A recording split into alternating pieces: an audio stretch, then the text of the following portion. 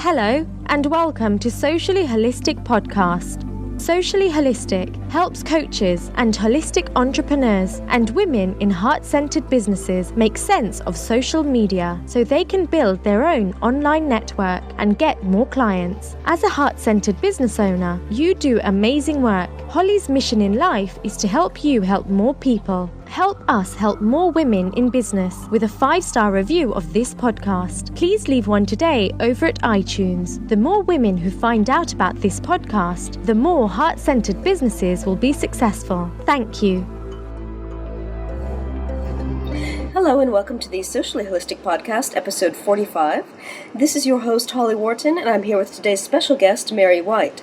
Mary is a leadership coach working with female SME owners. Welcome, Mary. Thank you, Holly. Good to be here. It's great to have you today. Why don't you start out by telling us a little bit about your background? Right. Where do I start? University, business degree. Left there full very much of, the world's my oyster. What do I do? Where will I go? Headed to London from Ireland, obviously. Headed to London and thought, okay, HR, that was an area I had quite a chunk of my degree was in, actually, HR and marketing. So I thought, well, I'll give that a go. Applied for some jobs in human resources. The title itself is, looking back on it, interesting, isn't it? Anyway, secured a job in that area with the Roux brothers, who are chefs that people may have heard of, and had a couple of wonderful years there, recruiting front of house, back of house staff. And really, I suppose what I would say, Holly, from the outset, what I would call it, folks, some people have, when it comes to their career, this plan. I didn't have one of those. I went from Roux to Bass, a more senior position, to Mondial, more senior position, and that was all great. But I cannot honestly say, looking back, I sat down and said, okay, these are my goals, these are my aspirations, this is where I want to be in X time.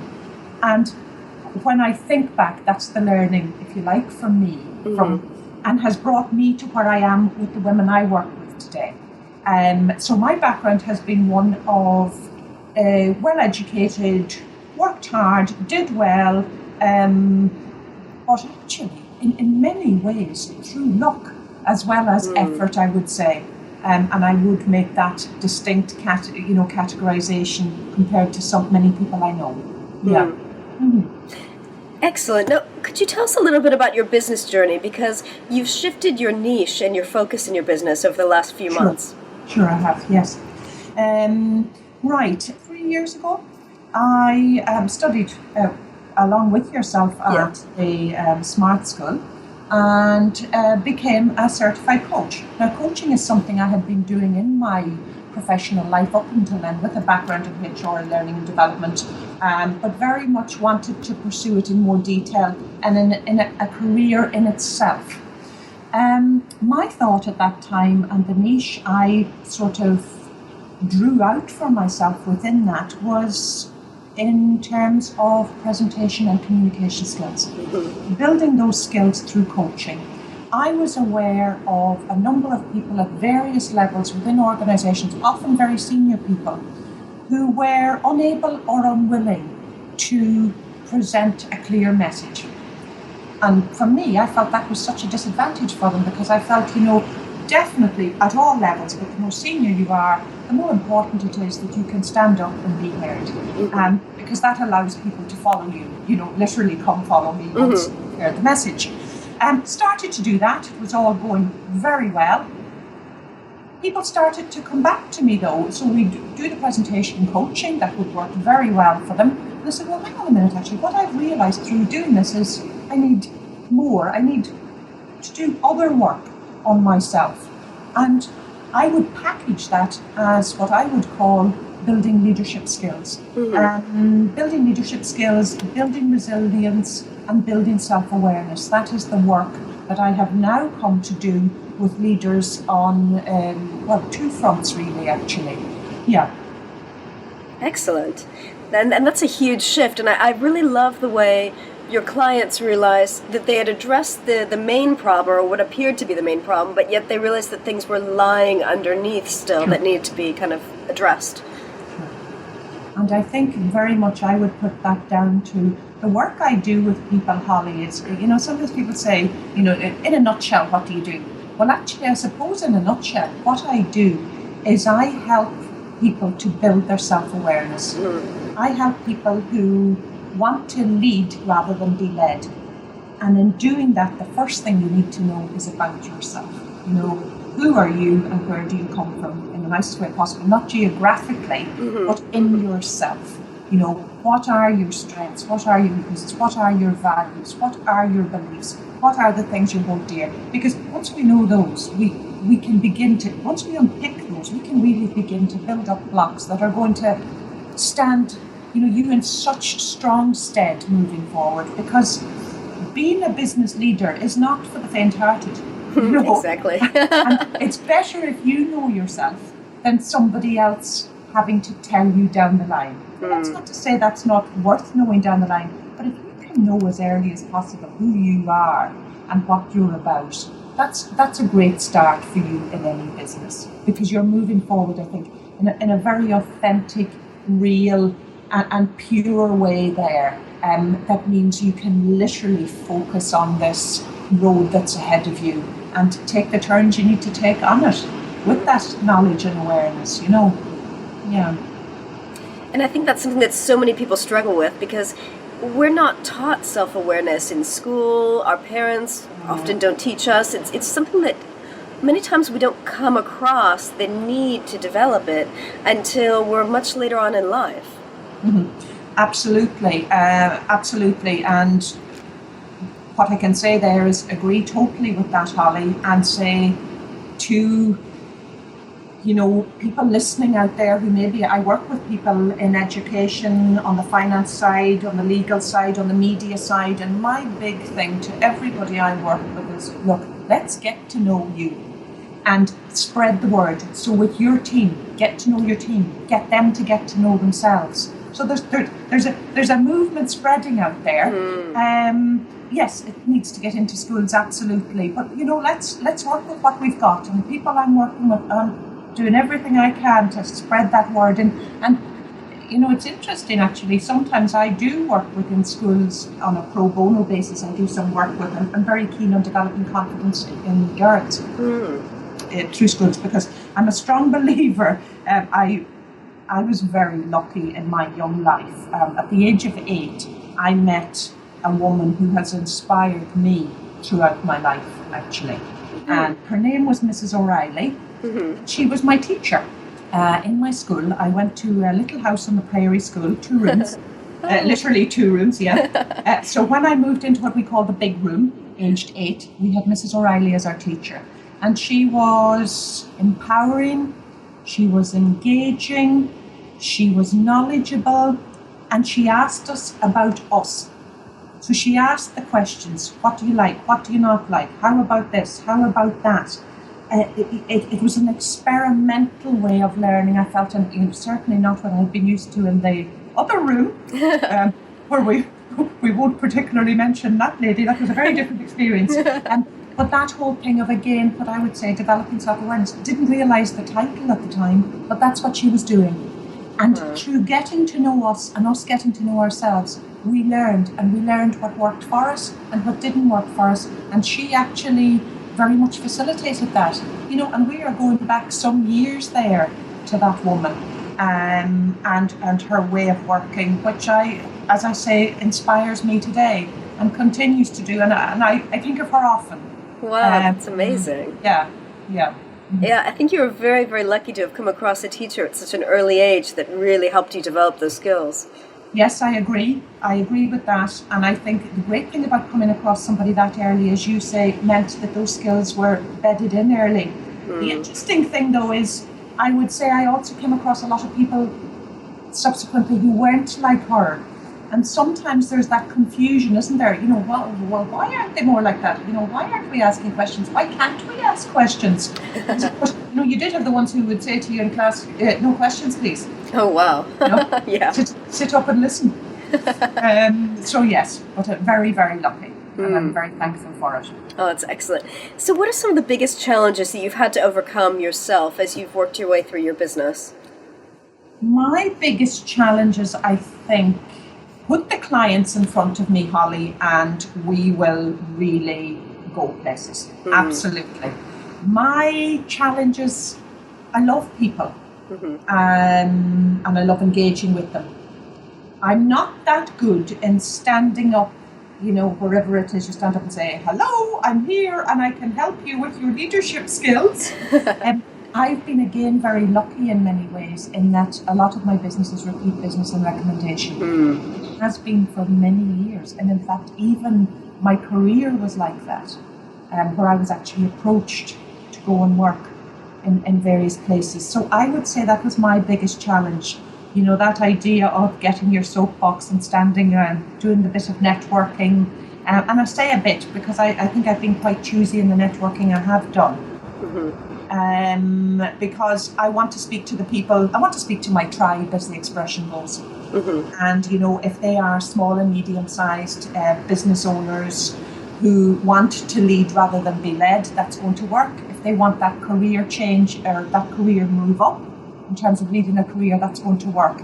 I think it also helps as well that they have an element of success already in what they're doing, because they need to be employing. People are thinking about doing that to develop the skills that are going to be useful from me. And if you can't see an end result, you're probably not going to be that keen in having that coaching, if that makes sense. Yeah, it does. It does. Now, was there a tipping point in your business where things kind of went from struggle to flow? Because it seemed to me that once you got your first niche, the presentation skills, things really seemed to start to flow for you in your business. Yes, they did. They did. I can't say I've had the struggles that I'm aware perhaps, other people I know have had. No, I mean, I think what I would say was it went from a trickle to more of a flow, is how I would put it, Holly, literally. I think the flow was there. It was just lighter than it is now. It's obviously stronger now.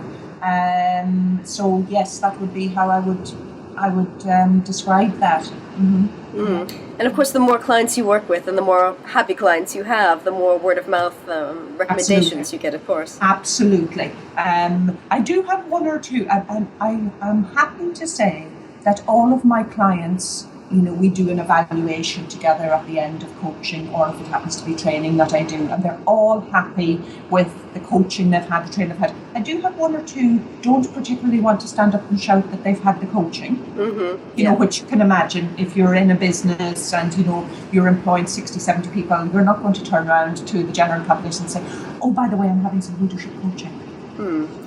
So yes, but I have enough who are happy to spread the word, and that's great. Yeah, and that's something that I've heard a lot among executive staff. It's like, I mean, from my perspective, of course, I've trained as a coach along with you. Sure. When I would see someone developing themselves by seeing a coach and working on themselves, to me, that's a sign that they're looking to become even better at their managerial skills and even better at leading their teams. But it's some people still kind of feel that that's a very private thing. Absolutely, absolutely. And I couldn't overemphasize that enough. What I would say to people, though, is please think about it, because there are significant numbers of people having coaching. Yeah. So if you do find yourself, with a team and maybe they're leading you rather than you leading them and things aren't happening or there's been poor recruitment or whatever, do think about getting some support with that. Because, the great thing about coaching, Holly, and we'll know this from being coached ourselves, is, really and truly, what we're doing is helping people to recognise and capitalise on their strengths. This isn't me telling somebody how to do it. It's actually working through and collaborating with them to get the end result that's going to work for them. And the great thing is, it's all in their heads. We just need to unravel it, and that's the fabulous thing, and in a timely way, because of course many people can unravel things in their own time, but it can take a lot longer to do it. So you're really talking about speeding up the process. So as I say, I would urge anybody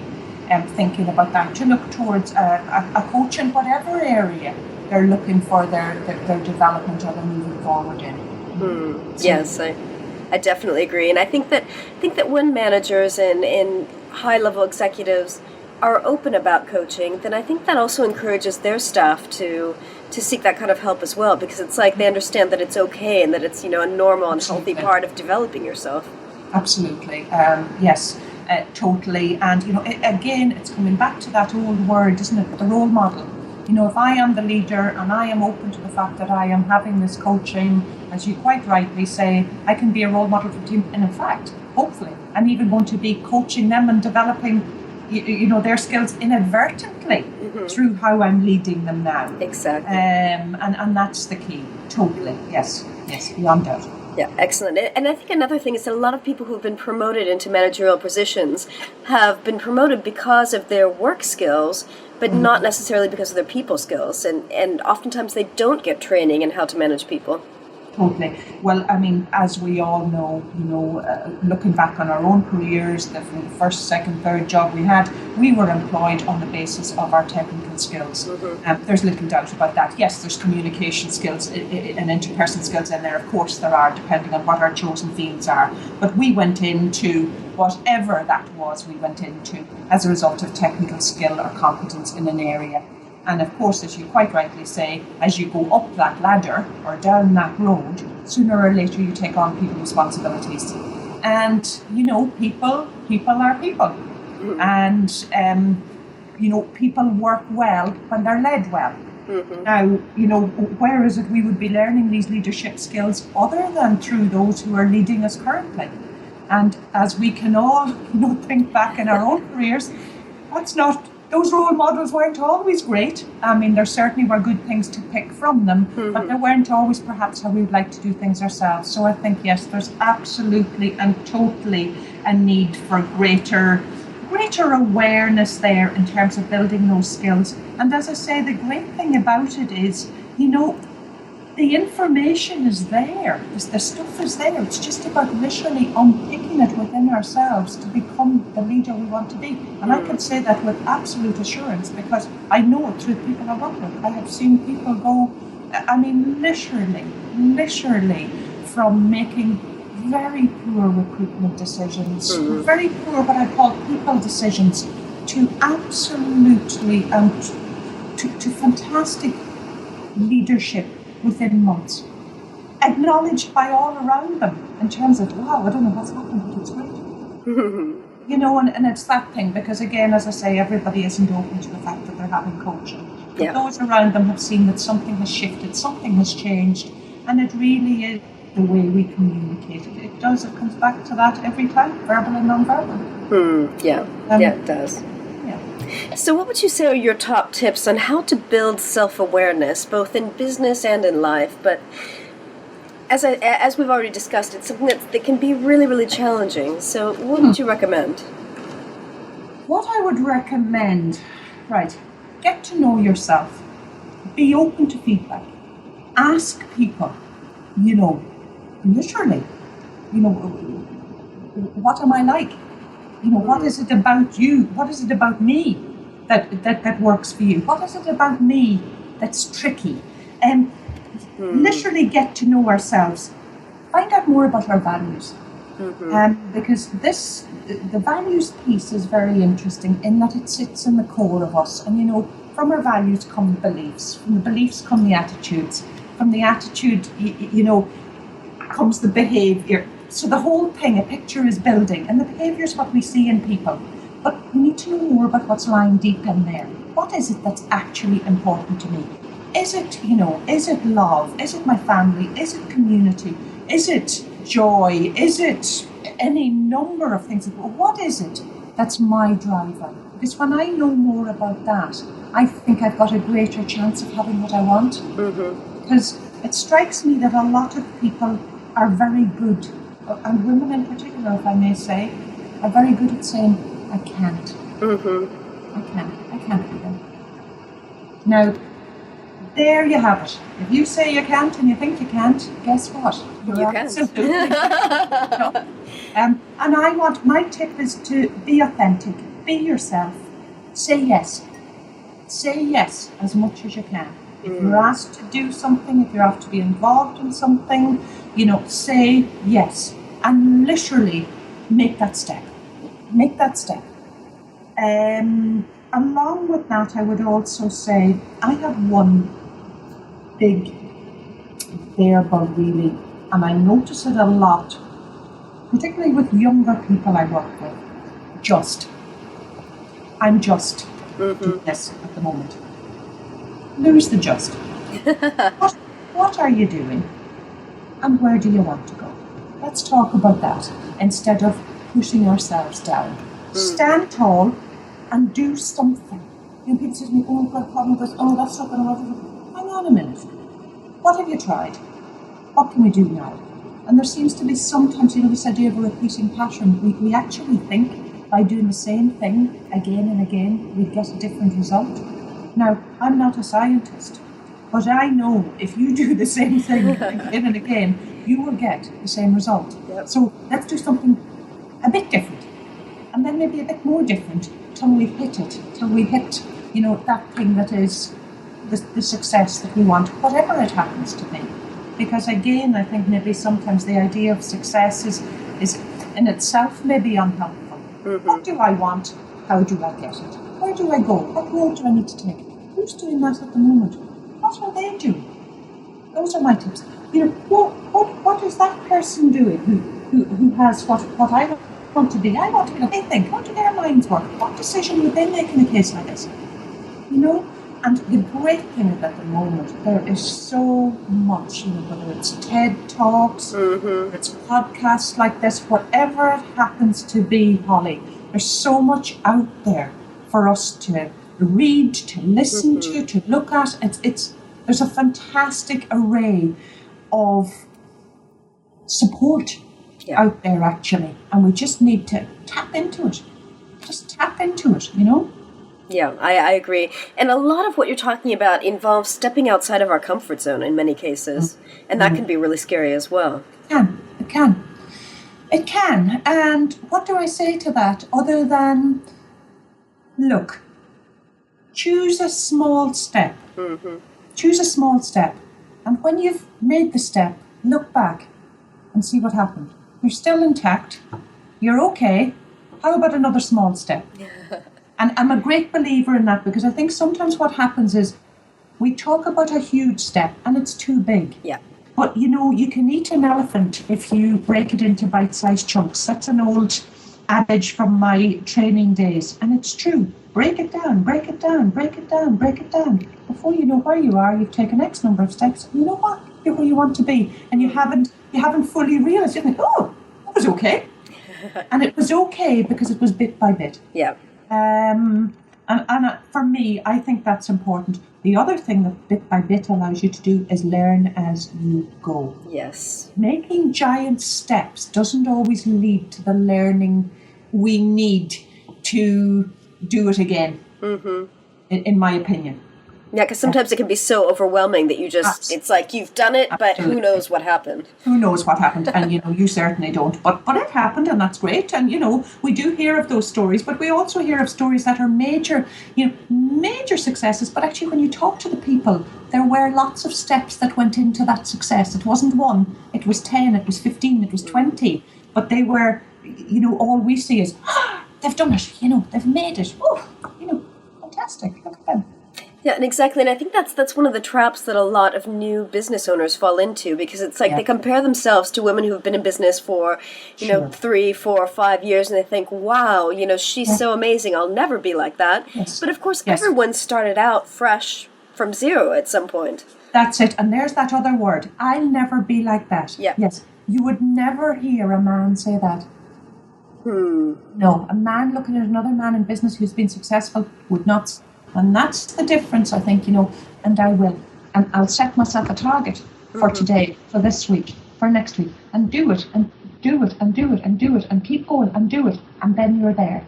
Yeah. Absolutely. Lose the never and lose the just. We're more than that. We're more than that. And we can have what we want. The main thing is to know, what do I want? Actually, that's a big help. Yeah, and that's a huge question that a lot of people have never actually taken the time to answer. I mean, it's like so many people will kind of float through their lives from one thing to another, and they've never actually stopped to say, what is it that I want to do with my life? Well, as a floater, in a past life myself, Holly, I can totally recognise it. And I think it's interesting, isn't it?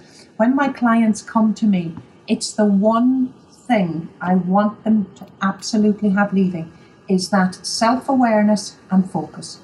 So they absolutely know and are clear on what they want. Because as I said earlier in our chat here, it wasn't something that was in my life in the earlier stages at all. And that's not to say that I was very happy. I was going along there, ticking along. Everything was fine. In fact, I was very happy. But there was something missing. And it is one of those things, you don't miss what you never had. Yeah, exactly. So I hadn't had the focus, so I didn't actually realise what was missing. But when the focus came, it really was, they say the light bulb. I mean, literally, the light went on. Yeah. Literally, the light went on. And and I will always remember that time. And it was actually as I was going through the coaching school myself at the time, because we had a lot of coaching around that. And it was just fantastic. And that's what I want for everybody I work with in whatever capacity that is, to just be able to have that. Now, do what you like with it once you get it. I know people who are very focused and ignore it. Oh, wow. That's fine. That's fine. But you have it. It's there if you want it. Mm-hmm. You can tap into it at any time. Absolutely. And I think that's what I would consider to be a great gift. Yeah, I agree. Mm-hmm. Excellent. So, Mary, do you have any women business mentors? Are there any women in business who inspire you? There are. There are a number of women who inspire me, actually, and they're in. It's funny, in business, I mentioned my teacher, I mentioned Mrs. O'Reilly, and that was very early on, and not in business, no, but I think in business, yes, and in life in general, I would look at people like, there's a lady called Ruby McGregor-Smith. She's the Women's Business Council, the chair of the Women's Business Council. Fascinating lady. I've heard her speak a couple of times, and very much around that whole idea of, let's give ourselves choices. Let's start saying we can. Let's get confidence, stand up and, believe we can, because then we can do anything. Doing a lot of work through schools as well in line with that, which I'm a big fan of. Because, if we can get the next generation ready early enough, the sky is going to be the limit in whatever it is they want to do. And you couldn't start this early enough, in my opinion. People like Anita Ruddock, no longer with us at the Body Shop, would have been somebody who I think, Liz Earle, again, very much on the the whole idea of ethical beauty products. And people who had chosen a career but ended up doing something completely, well, not completely, but something different along the way that moved them into business. J.K. Rowling, the author, at one stage, if we're to believe it, was literally sitting on £70 a week trying to feed herself and a child, and came up with the whole idea of Harry Potter. How good is that? Yes.